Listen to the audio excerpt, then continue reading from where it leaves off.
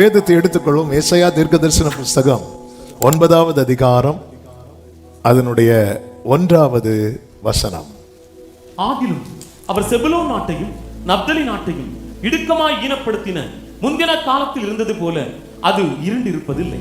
ஏனென்றால் அவர் கடற்கரை அருகிலும் யோர்தான் நதியோரத்திலும் உள்ள புற ஜாதியாருடைய கலிலேயாவாகிய தேசத்தை பிற்காலத்திலே மகிமைப்படுத்துவார். அவர் அதை பிற்காலத்திலே மகிமைப்படுத்துவார். 1ஆம் தேதி துவங்கி கர்த்தருடைய ஆவியானவர் இந்த வார்த்தையை ஒவ்வொரு வெள்ளிக்கிழமை ஞாயிற்றுக்கிழமைகளிலே பேசி வருகிறதற்கு காரணம் என்னவென்றால், நாம் ஆண்டவரை எந்த அளவுக்கு நம்ப முடியுமோ அந்த அளவுக்கு நம்பணும். இந்த கடைசி காலத்தில் 2 காரியங்கள் ரொம்ப குறைந்து போகும் என்று வேதம் சொல்லுகிறது. ஒன்று அன்பு, இன்னொன்று விசுவாசம். சாத்தான் ஒரு தேவ பிள்ளையை சாத்தான் சோதிக்கிறதே விசுவாசம் ஒளிந்து போக தான் சோதிக்கிறான். பேதுருக்கிட்ட ஆண்டவர் சொல்லுவார்ல, கோதுமையை சுலகினால் புடைக்கிறது போல சாத்தான் உன்னை சோதிக்க கேட்டுக்கொண்டான். நானோ உன் விசுவாசம் ஒளிந்து போகாதபடிக்கு, உன் விசுவாசம் ஒளிந்து போக. அவன் விசுவாசம் ஒருத்தனுக்குள்ள ஒளிஞ்சு போயிட்டுன்னு வைங்களேன், அவன் இல்லைன்னு அர்த்தம், அவன் வாழ்க்கையே அவுட்டுன்னு அர்த்தம். அது குறித்து நம்ம சண்டே இன்னும் டீட்டெயிலாக கேட்கலாம். இந்த நாளிலே இந்த சத்தத்தை சமீபத்தில் தூரத்திலிருந்து கேட்கிற தேவ பிள்ளையே, நமக்கு இருக்கிற கடைசி நம்பிக்கை, நமக்கு இருக்கிற ஒரே நம்பிக்கை, நமக்கு இருக்கிற மொத்த நம்பிக்கையும் இயேசு மட்டும்தான். இயேசுவால எதையும் எப்படியும் மாற்ற முடியும், யாரையும் எப்படியும் மேன்மைப்படுத்த முடியும். சிறையில் இருந்தவனை சிங்காசனத்தில் உட்கார வைத்தவர், ஆட்டு தொழுவத்தில் இருந்தவனை அரியணையிலே உட்கார வைத்தவர். ஆண்டவரே, நான் பேச அறியேன் என்று சொன்னவன் வாயில பார் பிடுங்கவும் இடிக்கவும் அழிக்கவும் கட்டவும் நாட்டவும் உன்னை ஏற்படுத்தினேன் என்று சொல்லி வார்த்தையை வைத்தவர். ஆமென். எரேமியா சொல்ற, நான் பேச அறியேன் ஆண்டவரே, நீதான் வாணும். ஆண்டவரை குறித்து ஏசாயா முழுவதுமே இயேசு கிறிஸ்துவை குறித்த தீர்க்க தரிசனங்கள் தான் பரம்பி இருக்கும். எனவே தான் தீர்க்க தரிசன புஸ்தகத்தில் ஏசாயா உடைய புத்தகம் என்பது ரொம்ப விசேஷமானது. என்ன விசேஷமானது? பைபிள்ல மொத்தம் 66 புத்தகங்கள், ஏசாயாவும் 66 அதிகாரங்கள் இருக்கும். பைபிள்ல பழைய ஏற்பாடு புதிய ஏற்பாடு இது 2ஐயும் இந்த ஏசாயா புத்தகத்திலே பார்க்க முடியும். ஆமென். அப்படி தேவனோடு சஞ்சரித்து ஆண்டவர் சமூகத்தில் இருந்து அதுல ஃபுல்லா யாரு தான் பரம்பி இருப்பா அப்படின்னு பாத்தீங்கன்னா ஜீசஸ் கிரைஸ்ட். பைபிள் மொத்தத்தின் உருவமே இயேசு மட்டும்தான். ஹல்லேலூயா. அந்த ஏசாயாவை கொண்டு இயேசு கிறிஸ்துவை குறித்து உரைக்கப்பட்ட தீர்க்க தரிசனங்களில் ஒன்றுதான் ஏசாயா 61 சொல்லப்பட்ட வார்த்தை, கர்த்தருடைய ஆவியானவர் என் மேல் இருக்கிறார் என்று அங்கே சொல்லப்பட்டிருக்கிறதை பார்க்க முடியும். அதனுடைய 7வது வசனத்தை நீங்கள் பார்ப்பீர்கள் என்றால், உங்கள் வெட்கத்துக்கு பதிலாக இரண்டத்தனையாய் பலன் வரும். இயேசு கிறிஸ்து ஒருத்தங்க லைஃப்ல வரும்போது அவங்க வெட்கத்துக்கு பதிலாக இரண்டத்தனையாய் பலன் வரும். லட்சைக்கு பதிலாக தங்கள் பாகத்தில் சந்தோஷப்படுவார்கள். அது நிமித்தம் இரட்டிப்பான சுதந்திரம் அடைவார்கள். நித்திய மகிழ்ச்சி. கைகளை உயர்த்தி ஹல்லேலூயா. இதுதான் இயேசு ஒருத்தங்க லைஃப்ல கிரியை செய்யும் போது உண்டாகிற காரியங்கள். அதில் ஒன்றை நாம் போன வாரம் கேட்டோம். ஒரு கழுதையின் வாழ்க்கையிலே கர்த்தர் நடப்பித்த காரியம். ஹல்லேலூயா. ஏன் இதெல்லாம் எடுத்து வைத்து பேசுகிறோம் என்றால், அந்த கழுதைக்காக கர்த்தர் எந்த கிரயமும் செலுத்தவில்லை. ஆனால் நமக்காக கர்த்தர் கொடுத்த கிரயம் என்பது கொஞ்சமல்ல, அதற்கு இணையே கிடையாது. அது அந்த பெரிய ரட்சிப்பு. அதை பார்க்கணும், அதை நினைக்கணும். ஆண்டவரே, இந்த கயிறு 2 தூதரை அனுப்பி அவிழ்த்து கொண்டு வந்துட்டீங்க அப்பா. ஏன் லைஃப்ல அப்படி கிடையாது. நீங்க வந்தீங்க. ஆமென். என்னை மகனா ஏற்றுக்கொள்ளும்படி உம்மை முழுமையாய் தந்தீங்க. சில வாரங்களுக்கு முன்பதாக ஞாயிற்றுக்கிழமை ஆராதனையில் ஆண்டவர் அந்த வார்த்தையை சொல்ல வைத்தார். இயேசு பிதாவின் மடியில் இருக்கிற செல்லப்பிள்ளை, நாமோ பாவத்தின் அடியில் இருக்கிறவர்கள். அடியில் இருக்கிறவர்களை மடியில கொண்டு வர, மடியில் இருக்கிறவரை கீழே வச்சார். பாத்தீங்களா? இதுதான் அன்பு. இந்த அன்புக்கு இணையே கிடையாது. ஹல்லேலூயா. இயேசுவின் மகா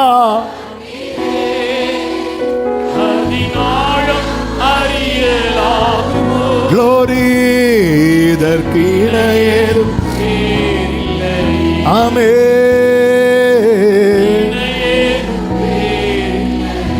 அவர் செய்த சில காரியங்களை கூட இன்னைக்கு நம்ம தியானிக்க போகிறோம். எல்லாம் தெரிந்த சம்பவங்கள் தான். அதை நான் ஆரம்பத்திலே சொல்லிவிடுகிறேன். 4 காரியங்கள் இன்று உங்கள் மத்தியிலே நான் பகிர்ந்து கொள்ளும்படி விரும்புகிறேன். அந்த 4ஐயும் சொல்லிவிட்டு கர்த்தருடைய வார்த்தைக்குள்ளே செல்ல விரும்புகிறேன். 1, சிறியதை சிறந்ததாக்குவார். 2, ஒதுக்கப்பட்டதை உபயோகப்படுத்துவார்.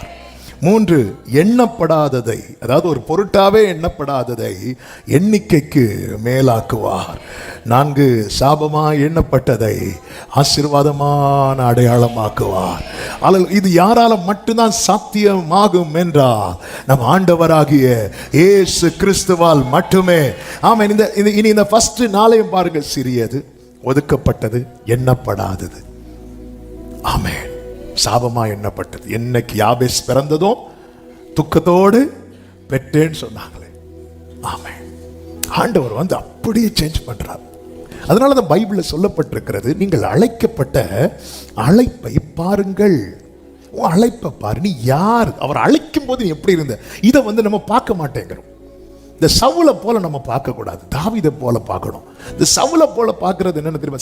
சவுல் அழைக்கப்படும் போது சவுலின் பார்வை எப்படி இருந்தது தெரியுமா? 1 சாமுவேலின் புஸ்தகம் அதனுடைய 14வது அதிகாரம், கர்த்தருக்கு மகிமை உண்டாவதாக,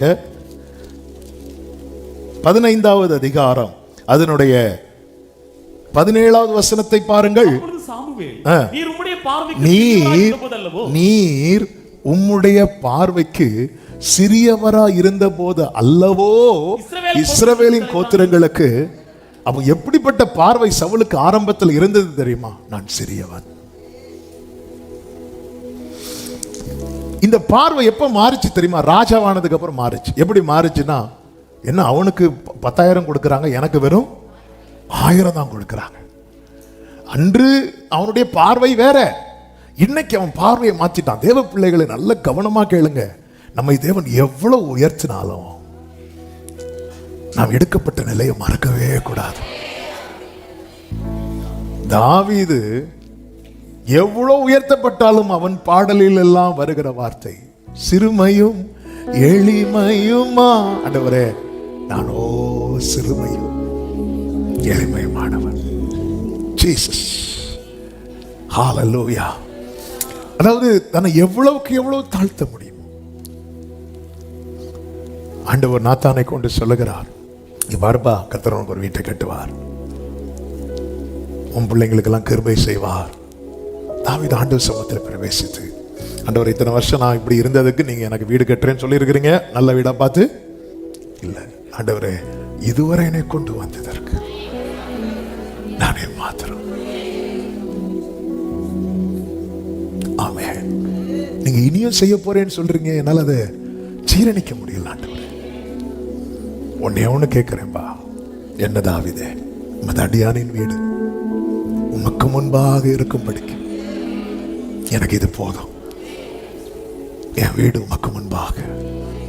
ஒரு வார்த்தை எல்லாரும் உங்க கைகளை உயர்த்தி,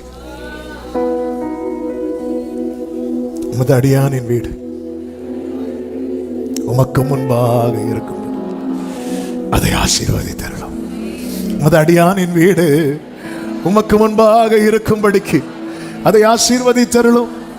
உமது அடியானின் வீடு உமக்கு முன்பாக இருக்கும்படிக்கு அதை ஆசீர்வதித்தருளும். ஆமென். ஹalleluya. இந்த பார்வையை மாற்றவே கூடாது. அதான் அழைக்கப்பட்ட அழைப்பை பாருங்கள். ஞானிகளை வெட்கப்படுத்தும்படிக்கு அவர் பைத்தியங்களை தெரிந்தெடுக்கிறாராம். பைத்தியத்தை தெரிந்தெடுத்து எப்படி வெட்கப்படுத்துவார்? எப்படி வெட்கப்படுத்துவார் தெரியுமா? இந்த ஞானவான்களுக்கு முடியாத, சால்வ் பண்ண முடியாத இடம் இருக்கும் தெரியுமா? அந்த இடத்துல இவங்களை கொண்டு வந்து நிறுத்தி சிம்பிளா சால்வ் பண்ண வைப்பா. ஆமென். பார்வோன் ஒரு சொப்பனம் பார்க்கிறான். சொப்பனத்துக்கு யாருக்குமே அர்த்தம் சொல்ல தெரியல. பார்வோன் அரண்மனையில எத்தனையோ சாஸ்திரிகள், ஞானவான்கள் எவ்வளோ பேர் இருப்பாங்க. என்னெல்லாமா சொல்லி பார்க்குறாங்க. இல்ல, இப்ப பதில் சொல்லணும்னா யார் வரணும் தெரியுமா? யோசேப்பு எங்க இருந்து வரா? சிறையிலிருந்து வரா. இவன் பதில் சொல்லிட்டானா, இவர் ஒரு பதில் சொல்லுவாரு. சொல்லிட்டு சொல்லுவாரு, இதை இப்படி இப்படி செய்யுங்க ராஜாவே, உங்க இதுல நல்ல ஞானமா இருக்கிறவங்கள இந்த பொறுப்புல வச்சு இந்த மாதிரி பண்ணுங்கன்னு சொல்லும் போது, ஒன்னை விட யாருப்பாங்க யாரும். ஆண்டவர் எப்படி மாத்துறாரு பாத்தீங்களா? அத்தனை காலம் எத்தனை PhD எல்லாம் முடிச்சுட்டு அங்க இருக்கிறவங்க பார்த்துட்டு இருப்பாங்க. ஒரு பையன் வந்தான், மொத்தத்தில் ஸ்கோர் பண்ணிட்டானே, ஒரே போடா போட்டு எல்லாத்தையும் முடிச்சிட்டாரு. அவர் ஞானிகளை வெட்கப்படுத்தும்படி. ஆமென். பைத்தியங்களை வேத பாரகர் ஆலோசனை சங்கத்துக்கு முன்பதாக பேதுரு யோவானை கொண்டு வந்து நிறுத்துறாங்க. வேத பாரகர் ஆலோசனை சங்கத்தார்னா, அதாவது அவங்க என்ன பைபிளை வச்சு அவங்க கிட்ட கேட்க போறாங்க. ஆலோசனை சங்கத்துக்கு முன்னாடி வச்சு கேட்க போறாங்க. ஆமென். கேட்கும்போது இவர்கள் ஆவியினால நிறைந்து இவங்க பேசுகிற தைரியத்தை பார்த்து இந்த ஞானம் எப்படி வந்துச்சு. இங்க கவனிச்சீங்கன்னா தெரியும், அவங்களுக்கு இவங்க பேசுறதுக்கு எதிர் பேச முடியல. அதனால என்ன பண்ணாங்க தெரியுமா? இவர்களை பயமுறுத்தி விட்டார்கள். பயமுறுத்தி விட்டாங்க. நிறைய பேர் வந்து பயமுறுத்துறது எதுக்கு தெரியுமா? ஆமாம், பதில் இல்லாதனால. ஆமாம், நிறைய பேர் வந்து பயமுறுத்துறாங்கன்னா உங்கள்கிட்ட சொல்றதுக்கு அவங்க கிட்ட, அதனால மிரட்டுவாங்க. ஒரே மிரட்டல் தான். ஆண்டவர் ஞானிகளை வெட்கப்படுத்தும்படிக்கு, பைத்தியங்களை பலமுள்ளவைகளை வெட்கப்படுத்தும்படிக்கு பலவீனமானவைகளை தெரிந்தெடுக்கிறார். ஆண்டவருடைய செயல் இப்படிதான் இருக்கும். இதை பார்க்கணும். உள்ளவைகளை அவமாக்கும்படிக்கு, இழிவானதையும் அற்பமா எண்ணப்பட்ட இதெல்லாம் யாரால சாத்தியமாகும் தெரியுமா? இயேசுவால மட்டுமே சாத்தியமாகும். அவர் சிறியதை சிறந்ததாக்குவார், உபயோகம் இல்லாததை உபயோகப்படுத்துவார், எண்ணப்படாததை எண்ணிக்கைக்கு அப்பாற்பட்டதாக்குவார், சாபமாய் அறியப்பட்டதை ஆசீர்வாதமான அடையாளமாக்குவார். கைகளை உயர்த்தி ஆமேன் சொல்லுங்க பார்க்கலாம். என் வாழ்க்கையில கர்த்தர் அப்படி செய்வார் நம்புறவங்க சத்தமா ஆமேன் சொல்லுங்க. அவர் சிறியதை சிறந்ததாக்குவார். ஆமென். மீகா 5வது அதிகாரம் அதனுடைய 2வது வசனத்திலே இப்படி சொல்லப்பட்டிருக்கிறது. எப்ராத்தா என்னப்பட்ட பெத்லகேமே, நீ யூதாவில் உள்ள ஆயிரங்களுக்குள்ளே சிறியதாயிருந்தும் இஸ்ரவேலை ஆளப் போகிறவர் உன்னிடத்தில் இருந்து புறப்பட்டு என்னிடத்தில் வருவார். அவருடைய புறப்படுதல் அனாதி நாட்களாகிய பூர்வத்தினுடையது. இது என்னைக்குமே நல்லா புரிஞ்சுக்கோங்க. ஆண்டவர் எந்த திட்டத்தையுமே சடனா போடுறதில்ல. கர்த்தர் ஏற்கனவே போட்டு வைத்திருக்கிறார். ஆண்டவர் தெரிந்தெடுத்த பெத்லகேமை குறித்து சொல்லப்பட்டிருக்கிறது, ஆயிரங்களுக்குள்ளே நீ சிறியது. ஆமென். ஆண்டவரை பத்தி நம்ம எப்படி பாடுவோம் தெரியுமா? ஆயிரங்களில் சிறந்தோர், ஆயிரங்களில் சிறந்தவர், ஆயிரங்களில் சிறியதை ஏற்கனவே தெரிந்தெடுத்திருக்கிறார் என்று சொல்லும் போது, ஹல்லேலூயா. நீ யாரு? நான் ஆயிரங்களில் சிறியவன். அவர் யாரு? ஆயிரங்களில் சிறந்தவர். ஆமென். இந்த சிறியவனை அந்த சிறந்தவர் சிறந்ததாக்குவார். நீங்க யாரு அப்படின்னு கேட்டா சொல்லுங்க, நான் ஆயிரங்களில் சிறியவன். நம்மளை பத்தி அப்படிதான் பாடணும். ஆனா நம்மளை பத்தியே எப்படி பாடுவோம் தெரியுமா? ஆண்டவரே, நாங்க அவங்கள மாதிரி எல்லாம் இல்ல. அவங்க ஆன்லைன்ல தான் பார்ப்பாங்க, நாங்க சர்ச்சுக்கு வந்து தான். அவங்க ஆன்லைன்ல பார்ப்பாங்க, நாங்க சர்ச்சில் வந்து தூங்குவோம். நீ யாரு? நான் ஆயிரங்களில் சிறியவன். அவர் யாரு? அவர் ஆயிரங்களில் சிறந்தவர். அவர் என்ன பண்ணுவார்? அவர் சின்னவனை ஆயிரமாகவும் சிறியவனை பலத்த ஜாதியாகவும். நல்ல கைகளை தட்டி சாகாரா மாமா உடாரா மாமா காலாரா. ஹல்லேலூயா. தூக்கி எறியப்பட்ட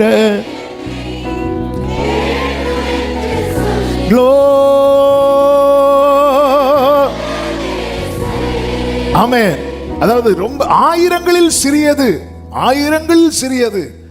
அந்த வார்த்தையை சொல்லும் போது பெத்லகேமே உன்னை விட சிறந்ததா 1000 இருக்கு.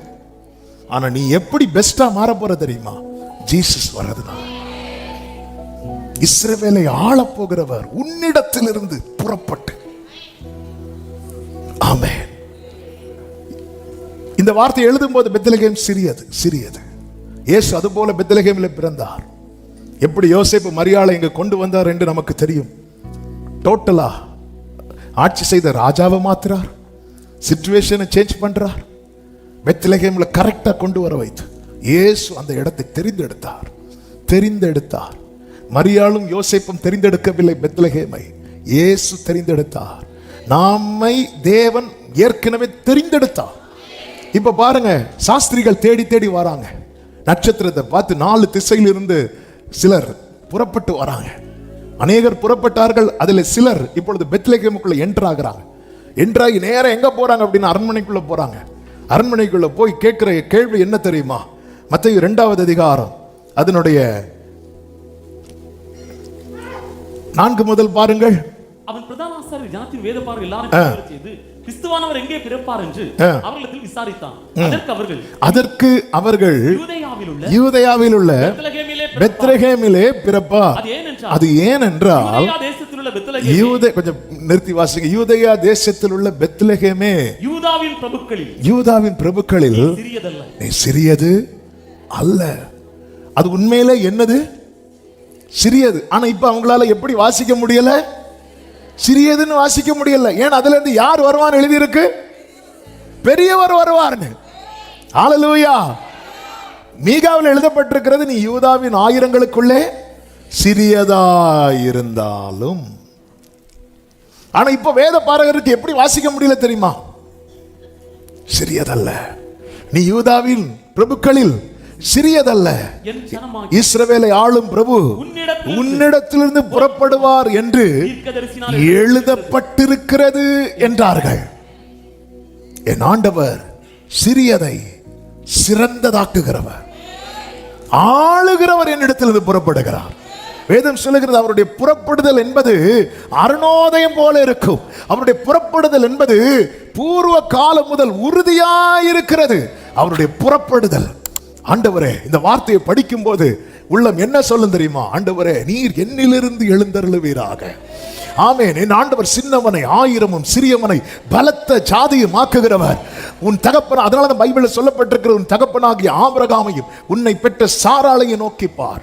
அவன் ஒருவனாயிருக்கையில் நான் அவனை ஆசீர்வதித்து அவனை நான் பெருக பண்ணினேன். அவர் சிறியதை சிறந்ததாக்குகிறவர்.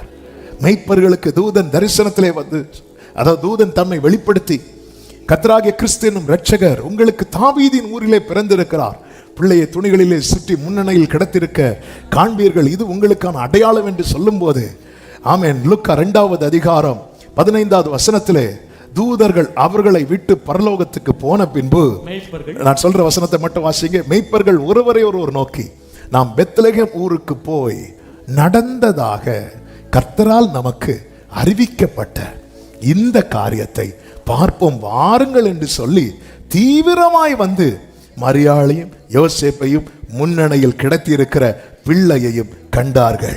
மெய்ப்பர்களும் தங்களுக்கு சொல்லப்பட்டதின்படியே கேட்டு கண்ட, எல்லாரும் சொல்லுங்க, கேட்டு கண்ட எல்லாவற்றுக்காகவும் தேவனை மகிமைப்படுத்தி, ஆமென், அவைகளை குறித்து ஆமென் துதித்து கொண்டே திரும்பி போனார்கள் என்று ஆமென் 20வது வசனத்திலே சொல்லப்பட்டிருக்கிறது. எத்தனை பேர் இந்த பகல் வேளையிலே நம்புறீங்க? ஆமே, எனக்கு சொல்லப்பட்டதின்படியே நான் கேட்டு, நான் கண்டு, நான் கேட்டிருக்கிறேன், நான் காண்பேன், எனக்கு சொல்லப்பட்டபடியே. அப்படி சொல்றவங்க மட்டும் ஆண்டவரை பிரைஸ் பண்ணுங்க. அவர்கள் தேவனை மகிமைப்படுத்தினார்கள். எல்லாரும் தேவனை பிரைஸ் பண்ணுங்க. சும்மா கையை மட்டும் தட்டக்கூடாது, வாயை திறந்து தேவனை துதியுங்கள், பிரைஸ் பண்ணுங்க.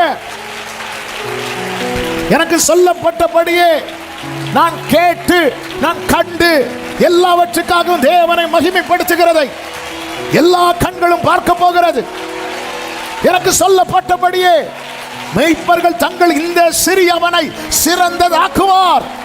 கன்ஃபஸ் பண்ணுங்க, அறிக்கை பண்ணி தேவனை பிரைஸ் பண்ணுங்க. இதை செய்கிறவரை துதியுங்கள். இந்த சிறியவனை சிறந்ததாக்குவார், இந்த சிறியவனை சிறந்ததாக்குவார். ஆயிரங்களில் சிறியவனை ஆயிரங்களில் சிறந்தவர் வந்து, ஆமென், ஆமென், கேட்டு கண்டு எல்லாவற்றுக்காகவும் தேவனை மகிமைப்படுத்து. எல்லாவற்றுக்காக என்ன? எல்லாவற்றுக்காக தூதன் வந்தது. இவங்க முதல்ல என்ன பண்ணாங்க? பயந்தாங்க. எல்லாவற்றுக்கான எல்லாம் இருக்கு. அப்ப என் வாழ்க்கையில நான் பயப்படும்படியான சூழ்நிலை தேவன் அனுமதித்தது. அதன் பிறகு பயப்படாத, நற்செய்தி ஒரு பேசி அங்கிருந்து இவங்க பைபிள் சொல்லுது, இவங்க மந்தையை காத்து கொண்டிருந்தாங்க. அப்போ அவங்க என்ன பண்ணல? தூங்கல. ஒருவேளை நினைச்சிருப்பாங்க, வீட்டில் இருந்திருந்தா தூங்கி இருப்போம், வீட்டில் இருந்திருந்தா. தேவன் அனுமதிக்கிற எல்லாவற்றுக்காக தேவனை மகிமைப்படுத்தும் நாள் வரப்போகிறது. ஆமென், ஆமென். காரணம் முன் குறித்தது, தீர்மானிக்கப்பட்டது. ஆமென் சொல்லுங்க பார்க்கலாம். அல்லேலூயா. கேட்டு கண்ட எல்லாவற்றுக்காகவும் முதல்ல கேட்டதுக்காக ஆண்டவர் பிரைஸ் பண்ண பழகும். நம்ம துதிக்கிறோனாலே அடுத்து நம்ம காண போறோம்னு அர்த்தம். ஆமென். எலிசாவின் இடத்துல யோசபாத்தும் இஸ்ரவேலின் ராஜாவும் ஏதோமின் ராஜாவுமாக போறாங்க. அப்போ எங்களுக்கு தண்ணி இல்லைன்னு நிற்கும் போது எலிசா சொல்றாரு, காற்றையும் காண மாட்டீங்க, மழையும் காண மாட்டீங்க, ஆனால் நீ வாய்க்காலெல்லாம் வெட்டுங்க, தண்ணி வரும். தண்ணி எப்போ வந்துச்சு தெரியுமா? அவர்கள் பலி செலுத்தும் நேரத்தில் என்று சொல்லப்பட்டிருக்கிறது. நம்ம எல்லாம் ஒன்று நடந்ததுக்கு அப்புறம் துதிக்கிறதுக்கு ரெடியா இருக்கிறோம். அந்த காலம் எல்லாம் தாண்டி விட்டது. இனி துதித்ததுக்கு அப்புறம் தான் நடக்க போகிறது. அதனாலதான் ஓசியா 1:14 என்ன வாசித்தோம்? யூதாவே உன் பண்டிகைகளை ஆசரி. நீ அதை செய்ய ஆரம்பிச்சிரு.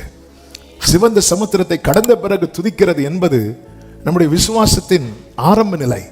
ஆனால் கர்த்தர் இந்த எரிகோ கோட்டையை எனக்கு முன்பாக உடைத்து விட்டார் என்று சொல்லி துதிக்கிறது இருக்கிறது அல்லவா, அதுதான் விசுவாசத்தின் வளர்ந்த நிலை. கர்த்தர் அப்படிதான் சபையை பார்க்க விரும்புகிறார். நான் கண்டு கேட்டு கேட்டு கேட்டோம், நிறைய கேட்டோம். ஆனா கண்டதுக்கு அப்புறம் நீங்க பிரைஸ் பண்ண ஆரம்பிச்சிட்டீங்கன்னா அந்த இடத்துல நம்ம ஆண்டவரை ரொம்ப கனப்படுத்துறோம்னு அர்த்தம்.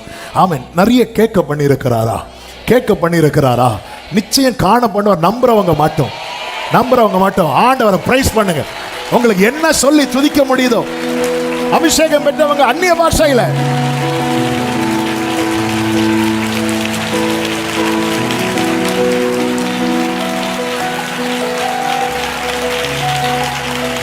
ஹalleluya ஹalleluya ஹalleluya ஹalleluya ஹalleluya ஆமென்.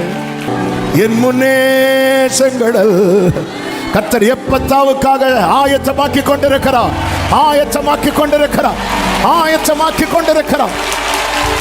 ஷரமம கலரோ 4 நாள் ஆயாலும் நாற்றம் வச்சாலும். இந்த வார்த்தையை மலையாளனால ஒருவேளை உங்களுக்கு மீனிங் புரியாம இருக்கலாம். 4 நாள் ஆனாலும் நாற்றம் வச்சாலும் கல்லறைக்கு முன்னாடி அவர் வருவார். இதுதான் மரியாளுடைய விசுவாசம். ஓடினது கல்லறைக்கு முன்னாடி போய் அழுறதுக்கு இல்ல, அவர் வருவா. முதல் நாள் போனா வரல, 2வது நாள் போனா வரல, 3வது நாள் போனா வரல, முதல் 3 நாள் தனியா போனா, 4வது நாள் அவ அழுறத பார்க்க ஒரு கூட்டம் போனாங்க. அந்த இடத்துல இயேசு நிற்கிறார். 4 நாள் ஆனாலும் நாரி போனாலும் அவர் வருவார். உன் வெட்கத்துக்கு பதிலாய் ரெண்டத்தனையான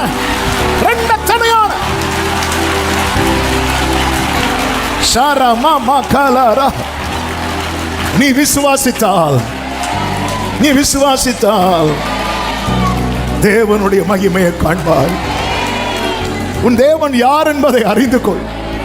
அவர் உன்னிடத்திலிருந்து புறப்பட்டாலே போதும். அவர் உன்னிடத்திலிருந்து புறப்பட இடம் கொடு.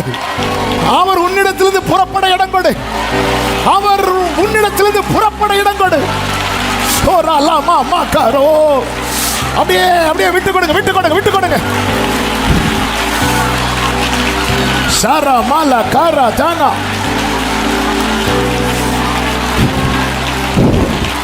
சேரே மாமலோரோ என் கூடார சமாதானத்தோடு இருக்கிறத பார்க்கிறேன். என் பிள்ளைகள் என் பந்தியை சுற்றி ஒலிவ மர கன்றுகளாய் இருப்பதை பார்க்கிறேன். அவன் தன் திராட்சை தோட்டத்து கீழே, தன் அத்தி மரத்து கீழே பயப்படுத்துவார் இல்லாமல் உட்கார்ந்து இருக்கிறதை பார்க்கிறேன். வாசஸ்தலத்தை குறைவில்லாத வாசஸ்தலத்தை பார்க்கிறேன். தேவனுடைய ரகசிய செயல் கூடாரத்தில் இருப்பதை பார்க்கிறேன். കാണുന്നു ഞാൻ விசுவாசத்தால். நான் பார்க்கிறேன் ஆண்டவரே, நான் பார்க்கிறேன். ஹல்லேலூயா.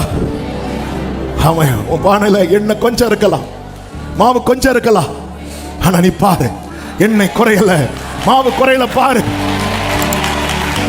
கர்த்தர் பார்வையை மாற்றுகிறார், சபையின் பார்வையை மாற்றுகிறார்.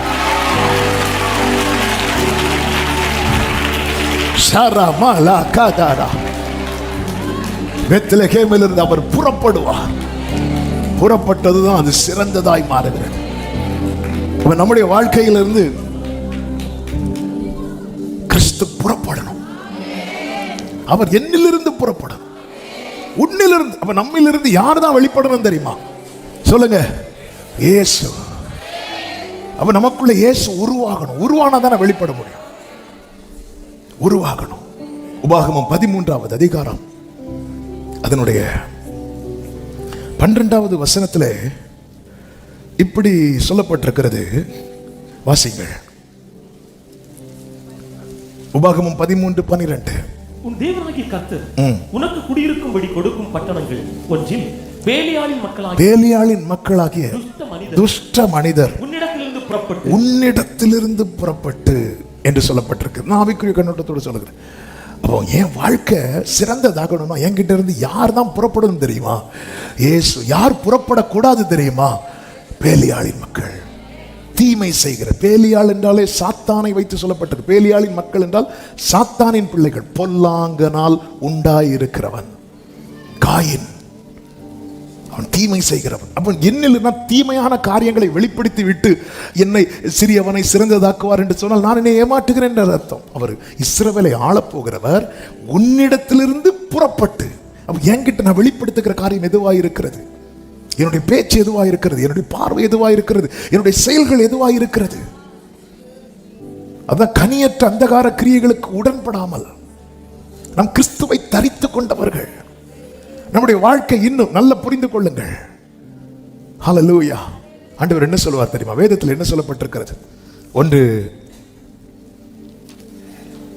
பேதுரு 2வது அதிகாரம் அதனுடைய 6-7 வசனங்களை வாசியுங்கள். அந்தபடியே இதோ தெரிந்து கொள்ளப்பட்டதும் விலையேறப்பட்டதுமாய் இருக்கிற மூலைக்கல்லை சீயோனில் வைக்கிறேன். அதின்மேல் விசுவாசம், அதின்மேல் விசுவாசமாய் இருக்கிறவன் வெட்கப்படுவதில்லை என்று சொல்லி இருக்கிறது. அடுத்த வார்த்தை கவனிக்கணும். ஆகையால் விசுவாசிக்கிற உங்களுக்கு அது விலையேற பெற்றது. கீழ்ப்படியாமல் இருக்கிறவர்களுக்கோ தள்ளப்பட்ட பிரதான மூலைக்கல்லாகிய அந்த கல் யாரு? இயேசு. இப்போ கீழ்ப்படியாதவர்களுக்கு அவர் யாரா மாறுறார் தெரியுமா? இடறுதலுக்கு ஏதுவான கல்லும் விழுவதற்கு ஏதுவான. Handle with care. கேர்ஃபுல்லா ஹேண்டில் பண்ணு.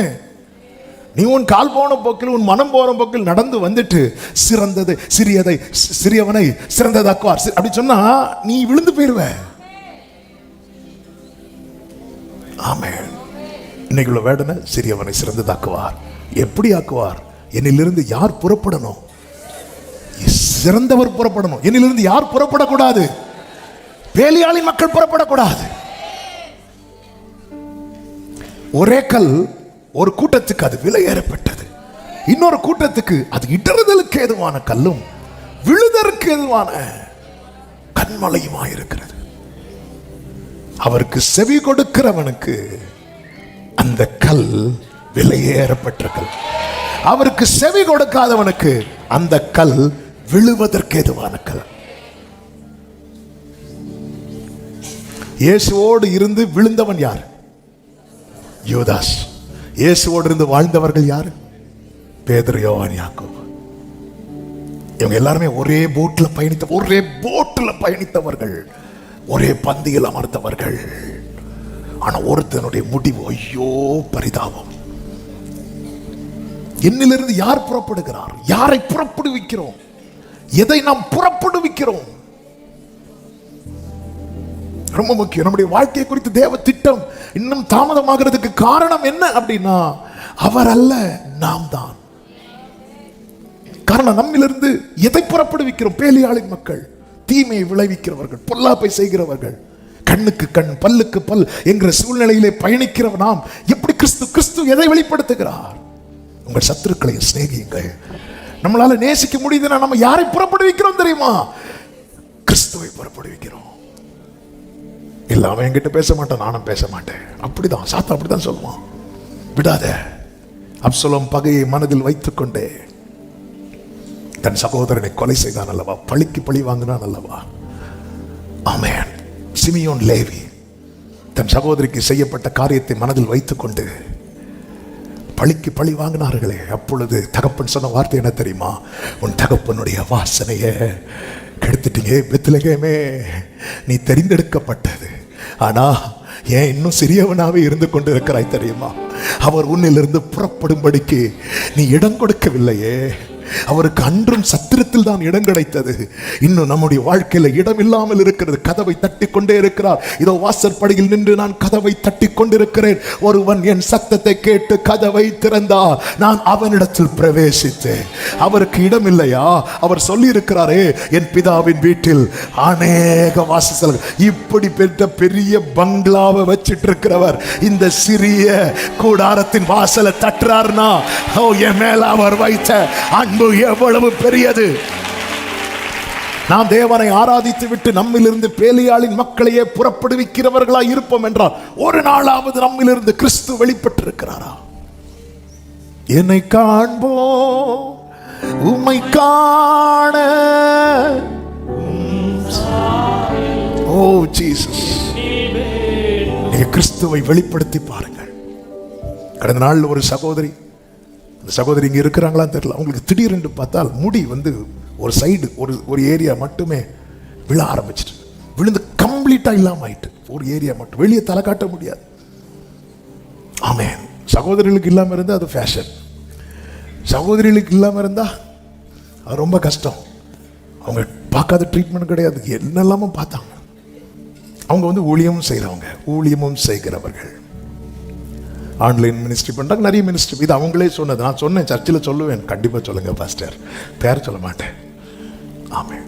அப்போ திடீர்னு அவங்க ஃப்ரெண்டு ஒரு சகோதரி, அவங்க ஹிந்து சகோதரி, அவங்க கொஞ்சம் இதெல்லாம் படிக்கிறவங்க. அவங்க வந்து இவங்கள்ட்ட ஃபோன் பண்ணி, உனக்கு பிரச்சனை என்னன்னு தெரியுமா?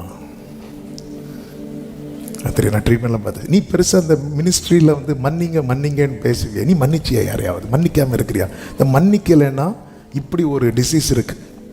ஒருத்தங்களை பல வருடமாக மன்னிக்காமல் இருந்தால் இப்படி ஒரு ப்ராப்ளம் சரீரத்தில் வரும். அதனுடைய விளைவு இது.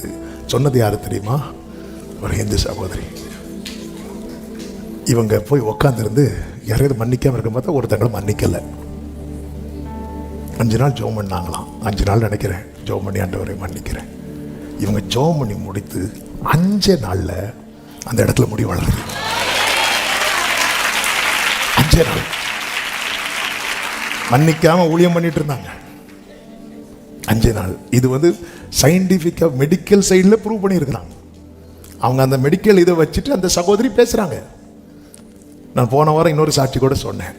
8 வருஷம் ஒரு சகோதரிக்கு பல வியாதிகளுக்கு மருந்து நம்மக்கிட்ட தான் இருக்கு.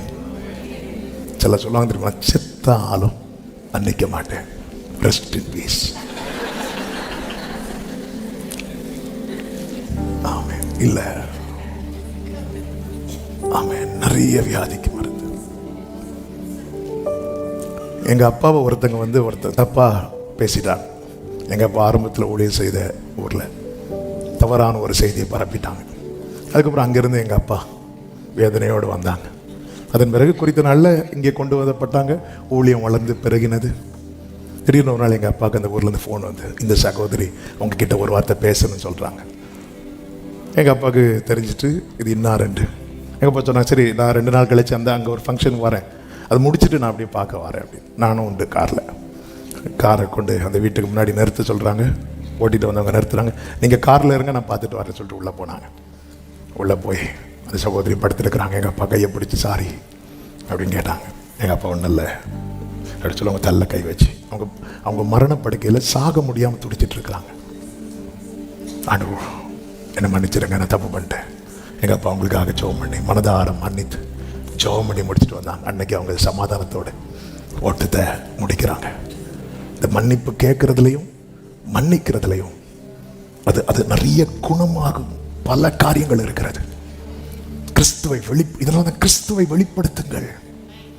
நாம் தெரிந்தெடுக்கப்பட்டவர்கள். பெத்லகேமில் இருந்து சாத்தான் புறப்பட்டால் அது பெத்லகேமே, உன்னை தெரிந்தெடுத்தது பேலியாளின் மக்களை புறப்படுவிக்க அல்ல, இஸ்ரவேலை ஆள போகிறவர் உன்னிடத்திலிருந்து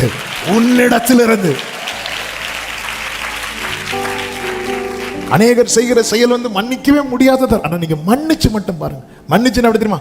மன்னிச்சிட்டேன் போ. அது இல்லை, இது மன்னிக்கிறதே கிடையாது. மன்னிக்கிறதுன்னா அந்த காரியத்தை குறித்து. ஒருத்தங்களை நான் உண்மையில மன்னிச்சிட்டேன்னா அவங்கள பார்க்கும்போது எனக்கு அவங்க செஞ்ச செயல் என்ன செய்யக்கூடாது, வரக்கூடாது. சில டைம் வரும், மாம்சம் பலவீனம், அப்படி வந்தாலும் அவங்க செஞ்ச காரியத்தை நான் அதுக்கப்புறம் சொல்லவே கூடாது. நம்ம வந்து மன்னிச்சதை சொல்றதுக்காக அவங்க செய்யறதெல்லாம் சொல்லி சொல்லி சொல்லுவோம். நான் மன்னித்தேன், அவங்க எனக்கு என்னெல்லாம் பண்ணாங்க தெரியுமா, கடைசியில் நான் மன்னித்தேன். அவங்க எனக்கு ஆனாலும் பண்ணதில் என்ன தெரியுமா, நான் மன்னித்தேன்.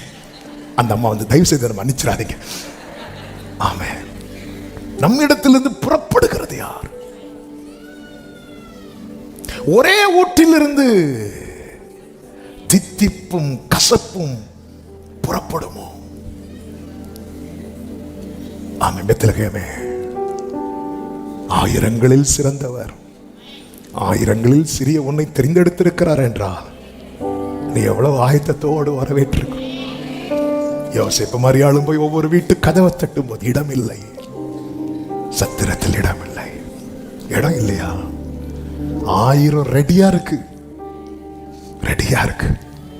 இயேசு மட்டும் அரண்மனையில் பிறக்கிறார் என்றால் என்ன வரவேற்பு இருக்கும். ரெடியாப்பா தேடி வராங்க சாஸ்திரிகள். அவங்கவுங்க ஊரை தேவன் தெரிந்தெடுத்திருந்தால் எவ்வளவு கொண்டாட்டம் இருந்திருக்கும். பல நேரத்தில் யோசேப்புடைய வேல்யூ யோசேப்பு வீட்டில் இருக்கும்போது தெரியல. யோசேப்புன்னு சொப்பனம் சொன்னா அந்த வீட்டில் பிரச்சனை. அதே யோசேப்பு பார்வோனுக்கு முன்னாடி சொப்பனம் சொன்னா அங்க கொண்டாட்டம்.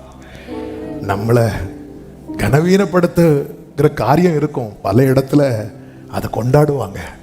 இயேசு சொல்வார்ல, ஒரு தீர்க்கதரிசி சொந்த வீட்டிலும் சொந்த ஊர்லுமே அன்றி வேற எங்கும் கனவீனம் அடையா. நான் 4 பாயிண்ட் பேசணும் தான் வந்தேன். ஆனால் ஒரே காரியத்தில் ஆவியானவர் நிறுத்தி ஒரு கேள்வியை முன்னாடி வைக்கிறார். உன்னிடத்திலிருந்து புறப்படுகிறது யார்? உன்னிடத்திலிருந்து புறப்படுகிறது யார்? நீ யாரை புறப்படுவிக்கிறாய்? நம்மிலிருந்து வெளிப்படுத்துறது யார்? பவுல் சொல்றார், கிறிஸ்து உங்களில் உருவாகும் அளவும் நான் கற்ப வேதனை அடைகிறேன். கிறிஸ்து என்னில் எப்படி உருவாகுவார்? வார்த்தை மாம்சமாகி. அப்ப எனக்குள்ள அந்த அளவுக்கு வார்த்தைகள் விதைக்கப்படணும். வார்த்தை மாம்சமாகி, இந்த வார்த்தை தான் எனக்குள்ளிருந்து உருவாகும். அதுதான் என்னில் வெளிப்படணும். வசனம் என்னில் வெளிப்படவில்லை என்றால் இன்னும் எனக்குள்ளே சரியாய் விதைக்கப்படவில்லை என்ற அர்த்தம். அல்லது விதைக்கப்பட்டிருக்கும், சத்துருவானவன் வந்து அதை எடுத்துக்கொண்டு போயிருப்பான். அது வேலி அடைக்கப்படவில்லை. அதுக்கு தான் ஜெபம், ஆராதனை, ஐக்கியம், அந்யோன்யம், இவைகளெல்லாம் எதுக்கு சொல்லப்பட்டிருக்கிறது என்றால் சும்மா ஒரு ஃபார்மாலிட்டிக்கு அல்ல. இதெல்லாம் நம்மை சுற்றி கவர் பண்ற வேலை. வேலை. சில பாருங்க, கொஞ்சம் பைபிள் தெரிஞ்சது தங்களை தாங்களே மேய்த்துக் கொள்ளுகிறவர்களா இருப்பாங்க. நமக்கு தெரியாத சத்தியமா, நமக்கு தெரியாத வேதமா. ஆமா, இவங்க இப்படி என்ன பெருசா பேச வந்துட்டாங்க. ஆமே, ஹல்லேலூயா. ஒரு மீட்டிங்ல இப்படிதான், மீட்டிங் முடிஞ்சா நான் ஒருத்தங்க வந்தாங்க, வந்துட்டு, நீங்க எடுத்த டாபிக் எங்களுக்கு ரொம்ப தெரிஞ்ச டாபிக் தான், இதுல என்ன பேச போறீங்கன்னு தான் இருந்தும் பரவாயில்ல, கொஞ்சம் புதுசா தான் பேசுறீங்க. இப்படிப்பட்ட கிருமிகள், சாரி, இப்படிப்பட்டவங்களெல்லாம் வச்சுட்டு ஒண்ணுமே பண்ண முடியாது. அதாவது தாவீது சொல்றாரு, உம்முடைய வாக்கின் மேல் நோக்கமாகி என் கண்கள் எல்லாம் பூத்து போகிறது. எப்பொழுது என்னை தேற்றுவீர் ஆண்டவரே? அதிகாலையிலே உம்முடைய கிருபையை எனக்கு கேட்க பண்ணுங்கப்பா. அப்படி இருக்கணும். புதிதாய் பிறந்த குழந்தைய போல இந்த திருவசனமாகிய களங்கமில்லாத ஞான எப்பவுமே பைபிள் எடுக்கும்போது இன்னைக்கு என்ன மிராக்கிள பார்க்க போறேன், பைபிள் எடுக்கும்போது மிராக்கிள பார்க்க போறேன். ஆமென். இன்னைக்கு என்ன மிராக்கிள்? ஹல்லேலூயா. அப்படி எடுக்கணும். ஹல்லேலூயா. கடந்த நாள் ஒரு தாயார் சொல்றாங்க, அவங்களுக்கு கண்ணில் ப்ராப்ளம், அவங்களுக்கு கேட்ராக்ட்லாம் பண்ணாங்க. அதுக்கப்புறம் அவங்க வந்து சொன்னது, உன் கண்ணு தெரியுதா? கண்ணு தெரியாட்டி எனக்கு பைபிள் படிக்க முடியலையே, எனக்கு அதுதான் ரொம்ப சங்கடமாக இருக்கு. என்னால் பைபிள் படித்து மெடிடேட் பண்ண படிக்கும்போதே அந்த கண்ணு வலினால் கண்ணீர் வருது, அதுதான் எனக்கு ரொம்ப வருத்தமாக இருக்குன்னு சொல்லிட்டு, பார்வையுடையவர்களே எப்பவுமே இருக்கும்போது அதனுடைய அவங்க அவ்வளோ இத்தனைக்கும் அவங்க பைபிளை கரைச்சி குடிச்சவங்க, டெய்லி பைபிளை பல முறை படித்தவர்கள், அநேகருக்கு பைபிளை சொல்லியிருக்கிறாங்க. இப்போ அவங்களுக்கு எல்லா வசனம் காணாம தெரிஞ்சாலும் அவங்க வருத்தம் என்ன தெரியுமா? எனக்கு பைபிள் படிக்க முடியலையே. பார்த்தீங்களா, இந்த ஏக்கம் தான் இருக்கணும். உங்களுக்கு டைம் கிடைக்கலையா, ஐயோ நமக்கு ஃபீல் பண்ணணும், ஐயோ எனக்கு பைபிள் படிக்க எனக்கு டைம் இல்லையே. ஆமே, அதுக்கு ஃபீல் பண்ணணும். பைபிள் படிச்ச என்ன எடுத்தணும், ஐயோ எப்போ எடுத்தாலும் 119 தான் வருது, இந்த 117 எங்கே இருக்குன்னே தெரியல. அப்படி இல்லை. ஆமே, நீ அதுக்காக 119 வந்ததும் 119 ஃபுல்லாக படிக்கணும் இல்லை, கொஞ்சம் படிங்க. உங்கள் பைபிளை பார்த்துட்டு நீங்கள் பைபிள் படிச்சுட்டு இருக்கும் போதே உங்களை அறியாமல் ஒரு சிரிப்பு வரும் பாருங்க, அந்த ஸ்மைல் வரதோட படிங்க. ஆமே. ஆண்டவர் என்னை பாரும், ஆண்டவர் பார்த்தீங்களா? பார்த்து, நீ பார்த்தது போல நான் பார்த்தேன். ஏதாவது தெரிஞ்சா உனக்கு பைபிள் படிச்சல, ஏதாவது தெரிஞ்சா தெரியல, எனக்கு தெரியலப்பா. ஆமே. வேதத்தை நேசிக்கிறவர்களுக்கு நம்மிடத்திலிருந்து தாவீது சொல்றாரு, நான் உமக்கு விரோதமாய் பாவம் செய்யாத படிக்க முடிய வாக்கு என் இருதயத்தில் வச்சுட்டே இருக்கிறேன். நம்மிடத்திலிருந்து புறப்படுகிறது எது? இந்த வார்த்தையை சொல்லி நான் இங்கே முடிக்கிறேன். அடுத்து கை வச்சா போயிடும். நாம் 4 பாயிண்ட் பேசுகிறோம். ஒவ்வொரு பாயிண்ட் 15 நிமிஷம் பிளான் போட்டு வந்தேன். ஆனால் ஆண்டவர் அவர் போட்ட பிளான்ல நடத்திட்டு இருக்கிறார். என்னிடத்திலிருந்து கிறிஸ்து புறப்படுவாரானால், ஆயிரங்களில் சிறியவனாய் இருந்தாலும் இந்த சிறியதை சிறந்ததாக்குவார். ஆமென் சொல்லுங்க பார்க்கலாம்.